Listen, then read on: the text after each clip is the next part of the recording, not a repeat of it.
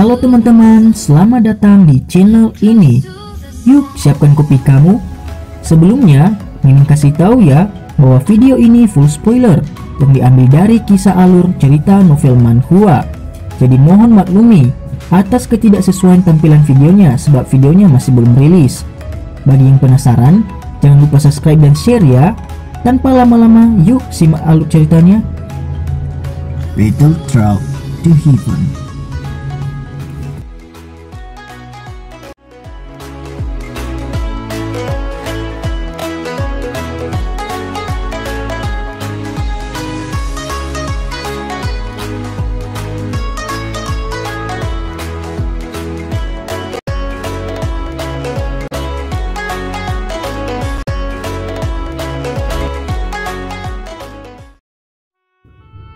Melanjutkan dari cerita sebelumnya. Mengikuti jalan yang diterangi matahari yang terbentang dari celah pintu, sosok kurus seorang pemuda perlahan-lahan masuk. Dia melewati orang-orang besar yang tangannya membawa senjata seolah-olah mereka tidak ada. Akhirnya dia perlahan melewati sisi Jabili dan Aubapadun yang wajahnya dipenuhi dengan ekspresi yang kusam. Suasananya begitu sunyi, bahkan burung gagak dan burung pipit tidak berani membuat suara. Hanya suara napas yang sedikit tergesa-gesa yang bisa terdengar. Di bawah tatapan semua orang, pemuda itu perlahan-lahan datang ke depan semua orang dari klan Xiao. Dia menundukkan kepalanya menatap lelaki tua yang begitu bersemangat hingga dia menangis dan membungkuk sedikit. Xiaoyan, di bawah dukungan dari anggota klan di belakangnya, penatua pertama dengan penuh semangat melihat wajah muda dan tampan di depannya, yang masih kurang dewasa dan garis yang lebih kaku dibandingkan dengan 2 tahun yang lalu. Suaranya bergetar tanpa sadar ketika dia berkata, "Apakah itu benar-benar kamu?" ucap penatua pertama. Xiaoyan mengangkat kepalanya dan menatap wajah tua yang selalu ingin diinjaknya dengan kasar di masa lalu. Dia tersenyum dan mengangguk merasakan ratapan di dalam hatinya. Setelah 2 tahun pelatihan, dia memang menjadi jauh lebih dewasa. Dendam yang dia pegang pada saat itu juga memudar seiring aliran waktu. Tidak peduli bagaimana seseorang ingin mengatakannya, klannya memiliki hubungan darah yang sulit untuk dihapus. Penatua pertama, itu benar-benar Tuan Muda Xiaoyan, ucap salah seorang dari klan Xiao. Tuan Muda Xiaoyan kembali. Klan Xiao kita selamat. Wajah para anggota klan Xiao mendukung sesepuh pertama mengungkapkan kegembiraan yang liar. Mereka begitu bersemangat sehingga mulut mereka tidak bisa lagi mengucapkan kata-kata yang ingin mereka ucapkan. Ketika mereka memeriksa wajah Xiaoyan, mereka masih bisa melihat beberapa garis familiar dari 2 tahun yang lalu. Anggota klan Xiao yang semangatnya sangat tegang selama 2 hari terakhir akhirnya menghela nafas seolah-olah mereka telah dibebaskan dari beban berat. Segera suasana gembira menggantikan keputusasaan sebelumnya. Beberapa dari mereka yang memiliki kekuatan mental yang lebih lemah tidak bisa menahan diri untuk tidak menangis. Penatua kedua dan ketiga saling melirik. Hati mereka mendesah lega. Tatapan mereka menatap wajah acuh tak acuh seorang pemuda tampan tersenyum dan menganggukkan kepala dengan sikap puas. Setelah 2 tahun pelatihan, generasi klan muda yang tajam ini yang gagal menunjukkan pengekangan akhirnya menemukan cara untuk melemahkan kekuatannya. Sesuatu yang terlalu kaku mudah patah. Mengungkap perang secara berlebihan bukanlah hal yang baik. Menyembunyikan pedang yang berharga dalam kasusnya dan menggunakan aura pedang secara rahasia adalah cara yang benar. Dibandingkan dengan sorakan semua orang di klan Xiao, kelompok Jabili di sisi yang berlawanan yang awalnya memiliki sikap sombong sekarang memiliki nyala api yang langsung padam. Semua orang saling memandang. Tangan mereka yang memegang erat senjata tidak bisa menahan getaran. Selama beberapa hari ini, hampir semua orang di Kota Butan telah mendengar setidaknya 10 versi berbeda dari insiden mengejutkan Xiaoyan yang bertengkar hebat dengan Misty Cloud Sect. Hati semua orang dipenuhi dengan penghormatan terhadap orang yang seperti tokoh legendaris ini. Sekarang orang legendaris itu tampak hidup di depan mereka. Tidak heran mengapa orang-orang yang dipenuhi dengan niat membunuh ini akan merasa ketakutan.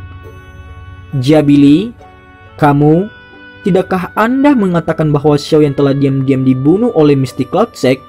Kenapa dia masih hidup sekarang? Ucap Aubapadun. Mata Aubapadun menatap punggung kurus yang menghadapnya. Ketakutan yang sulit disembunyikan melintas di matanya.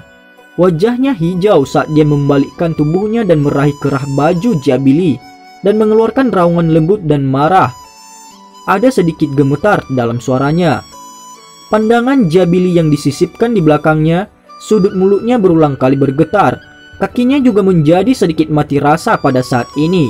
Dia menelan ludahnya dengan susah payah. Wajahnya yang awalnya gelap dan ganas mulai sedikit terisak. Bagaimana saya tahu? Orang itu dengan jelas mengatakan kepada saya bahwa Xiaoyan sudah terbunuh. Dengan kekuatannya dia tidak perlu berbohong padaku. Seorang pemimpin klan dari sebuah klan kecil kan? Ucap Jabili. Jangan bilang bahwa orang di depan adalah Xiaoyan yang telah keluar dari kuburan. Ucap Aubapadun. Aubapadun mengatupkan giginya dan berkata dengan marah. Meskipun bagian dari alasan dia setuju untuk berurusan dengan klan Xiao yang dalam kondisi rusak, setelah Jabili memberitahu fakta bahwa dia memang telah ditekan oleh klan Xiao dengan cara yang terlalu keras untuk 2 tahun, sebagian besar alasan lainnya adalah karena Jabili mengatakan bahwa Xiaoyan diam-diam dibunuh oleh orang-orang kuat dari Mystic Cloud Sect. Inilah yang menyebabkan dia menganggukkan kepalanya dan melakukan perlawanan terhadap klan Xiao. Harus diketahui seberapa terkejut hatinya ketika dia pertama kali mendengar bahwa orang kecil dari klan Xiao benar-benar berhasil meninggalkannya dalam keadaan utuh setelah bertengkar hebat dengan Mystic Cloud Sect. Karena ini dia mengangguk dan setuju setengah percaya setelah Jabili bersumpah di bawah kutukan yang paling tajam. Setelah setuju, kembalinya Xiaoyan yang tertunda menyebabkan Aubapadun meningkatkan kepercayaannya pada kata-kata Jabili. Namun saat dia berpikir bahwa semua yang dia butuhkan akan jatuh ke tangannya, seperti yang dikatakan Jabili, Xiaoyan seharusnya terbunuh, benar-benar telah muncul di depannya. Pukulan semacam ini dan teror yang dibawa oleh sosok manusia itu menyebabkan Aubapadun segera turun ke dalam keadaan marah dan terkejut. Ekspresi Jabili pucat. Saat ini dia sekarang dalam keadaan di mana seluruh tubuhnya sedingin es. Tenggorokan ahli alkimia tingkat 3 berguling sedikit saat matanya menatap tajam ke arah Xiaoyan. Wajahnya berubah-ubah. Kekuatan kuat yang telah meletus sebelumnya juga menjadi jauh lebih lamban. 3 penatua, apakah Anda semua baik-baik saja? Ucap Xiaoyan. Punggung Xiaoyan menghadap orang-orang yang ekspresinya berbeda satu sama lain ketika ia menatap 3 tetua berwajah pucat dan bertanya dengan lembut. Saya baik-baik saja, ucap penatua pertama. Penatua pertama berjuang untuk berdiri. Dia menggelengkan kepalanya dan segera membungkuk perlahan ke arah Xiaoyan dengan sikap yang serius. Namun ketika dia membungkuk setengah jalan, sebuah tangan mendukungnya. Ketika dia mengangkat kepalanya, dia melihat wajah muda yang berisi senyum lembut. Segera mata tuanya tanpa sadar menjadi berkaca-kaca. Penatua pertama, Anda adalah seorang senior. Anda tidak dapat memperlakukan Xiaoyan dengan cara ini. Kalau tidak, jika ayah melihat ini, aku takut dia akan menyalahkanku, ucap Xiaoyan. Xiaoyan tersenyum sambil berkata dengan lembut. Beberapa dari kita, orang tua ini sudah berlebihan di masa lalu terhadapmu. Di masa depan, saya menggunakan status saya sebagai penatua pertama menjamin pada Anda bahwa hal-hal di masa lalu tidak akan pernah terulang lagi, ucap penatua pertama. Penatua pertama memiringkan kepalanya, menggosok sudut matanya yang agak lembab dan menghela nafas kepada Xiaoyan. Hahaha, aku hanya seorang anak muda yang kurang menyenangkan saat itu. Apalagi masalahnya sudah selesai. Saya orang yang cukup pelupa, ucap Xiaoyan. Xiaoyan tersenyum dan mengangkat bahunya. Saat ketika dia sekali lagi melangkah, dia tahu bahwa apapun yang terjadi, darahnya sendiri adalah milik klan ini. Paling tidak sebelum dia menjadi orang yang tidak berguna, klan ini telah memberinya masa kecil yang sempurna. Tatapan Xiaoyan menyapu wajah-wajah akrab anggota klan di belakang 3 tetua. Dia tersenyum dan berkata, tapi sekarang, saya pikir kita harus menyelesaikan dulu masalah di sini sebelum kita mengenang masa-masa indah, ucap Xiaoyan. Nak, hati-hati. Jabili dan Aubapadun sudah menjadi bintang 5 dadoshi sementara lelaki tua itu adalah guru Liuling saat itu. Dia adalah alkemis tingkat 3 dan memiliki kekuatan dadoshi bintang 6, ucap penatua pertama. Penatua pertama mengangguk dan memperingatkan dengan lembut. Xiaoyan tersenyum sedikit dan perlahan berbalik. Senyum di wajahnya berangsur-angsur menjadi gelap dan dingin saat dia berbalik ke arah Jabili dan yang lainnya. Aku belum melihatmu selama 2 tahun, tapi kekejian pemimpin klan Jabili tidak kurang dari saat itu, ucap Xiaoyan. Xiaoyan menatap perlahan melewati kelompok orang di kedua sisi sebelum akhirnya mengerahkan pandangannya pada tubuh Jabili saat dia tersenyum dan berkata. Tatapan Jabili menatap wajah yang masih memiliki garis besar pemuda dari 2 tahun yang lalu. Tubuhnya tanpa sadar gemetar. Dia menelan ludahnya sambil berkata dengan suara bergetar. Hahaha, kemurukan Xiaoyan, sungguh tak terduga bisa bertemu Anda lagi, ucap Jabili. Xiaoyan tersenyum sedikit. Dia dengan ceroboh mengeluarkan kursi dari belakangnya dan duduk dengan postur besar di depan semua orang. Tangannya memegang gagang penguasa, menariknya dengan ganas. Penguasa berat membawa kekuatan ganas saat menabrak lantai batu yang keras. Segera banyak garis retak kecil mulai menyebar dari titik di mana penguasa mendarat. Pemimpin klan Aoba, aku tidak menyangka bahwa kamu juga akan berada di sini, ucap Xiaoyan. Saat Xiaoyan berbicara, pandangannya berbalik ke arah Aoba Padun di samping, yang ekspresinya berubah terus-menerus. Hahaha, sudah 2 tahun sejak aku melihatmu. Kemerokan Xiaoyan menjadi semakin luar biasa. Benar-benar bahwa ayah dari harimau tidak memiliki anak anjing. Jika kakak Xiao melihat Anda, dia pasti akan sangat senang bahwa dia tidak bisa menutup mulutnya, ucap Aoba Padun. Seluruh tubuh Aoba Padun bergetar ketika dia mendengar suara Xiaoyan. Dia buru-buru menemani Xiaoyan tertawa. Kamu bisa menelan omong kosongmu, ucap Xiaoyan. Xiaoyan meliriknya dengan samar. Tangannya perlahan menggosok gagang penguasa berat di tangannya. Suaranya pelan menjadi padat. Aku hanya ingin tahu persis apa yang kalian berdua ingin lakukan dengan membawa orang-orangmu ke klan Xiaoku. Itu... Hahaha, kemurukan Xiaoyan, masalah hari ini sepenuhnya kesalahpahaman. Kami datang karena kami mendengar bahwa klan Xiao telah menemui masalah. Karena itu kami mengambil waktu untuk datang untuk melihatnya. Anda juga harus tahu bahwa kami memiliki cukup banyak area di mana kami bekerja sama dengan klan Xiao. Wajar kita harus datang dan menunjukkan kekhawatiran sekarang bahwa sesuatu telah terjadi pada klan Xiao, ucap Aoba Padun. Ekspresi Aoba Padun sekali lagi memucat dan dia buru-buru berbicara dengan senyum setelah mendengar niat membunuh yang tebal dan dingin yang tersembunyi dalam suara Xiaoyan. Di sampingnya, ekspresi Jabili bergantian tiba-tiba antara putih dan hijau. Apakah benar begitu? Ucap Xiaoyan. Xiaoyan menunduk dan tertawa. Kepalanya tiba-tiba terangkat. Mata gelap hitam itu seperti pisau tajam. Dengan dingin menatap Aoba Padun dan Jabili. Suara lembut dan teredam tiba-tiba muncul dalam suasana sunyi. Segera api panas berwarna hijau melonjak keluar dari tubuh Xiaoyan tanpa peringatan. Dalam hitungan detik, suhu di aula tiba-tiba naik.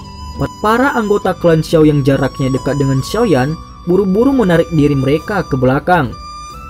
Jika kalian berdua merencanakan sesuatu terhadap klan Xiao kami, maka kalian berdua tidak perlu pergi hari ini, ucap Xiaoyan. Suara Xiaoyan sedingin es saat api berwarna hijau menyelimuti seluruh tubuhnya. Ketika Aoba Padun, Jabili dan ahli alkimia tingkat 3 menyaksikan api berwarna hijau naik dari tubuh dalam Xiaoyan, dengan mulut kering, teror muncul di wajah mereka ketika mereka mengambil 2 langkah mundur. Keponakan Xiaoyan, jangan salah paham. Saya bahkan tidak memiliki sedikit pun pikiran buruk terhadap klan Xiao. Masalah hari ini sepenuhnya kesalahpahaman. Saya sekarang akan segera pergi, ucap Aoba Padun ketakutan. Aoba Padun menelan seteguk air liur. Suaranya menjadi sedikit tajam karena ketakutannya. Setelah mengatakan ini, dia buru-buru melambaikan tangannya. 10 pria besar membawa senjata bergegas mendekatinya. Setelah itu sekelompok orang dengan hati-hati keluar dari aula besar.